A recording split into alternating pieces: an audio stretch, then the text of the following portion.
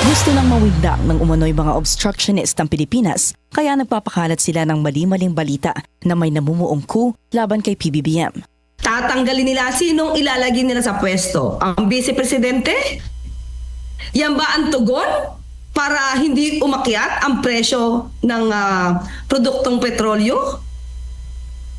Kahit wala pa pong sigalot sa Middle East, alam naman natin kung ano yung gusto nila. Tanong pa ni Yusek Claire Castro. During this time, ano naman kaya ang gagawin ng Vice Presidente para maibsan ang impact ng sigalot sa Middle East?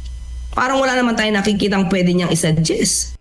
May mga lumulutang man daw na usaping destabilisasyon, hindi raw ito pinapansin ng Pangulo dahil abala siya sa trabaho. Sa gitna ng sumisirit na presyo ng langis, wala pa rin daw sa punto ng pagdedeklara ng state of emergency ang gobyerno dahil may sapat na supply pa naman tayo.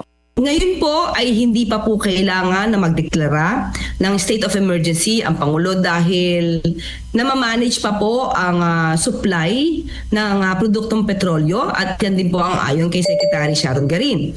Pero sa isang hiwalay na panayam, sinabi ni Yusek Castro na hindi rin naman isasantabi ang posibleng emergency declaration.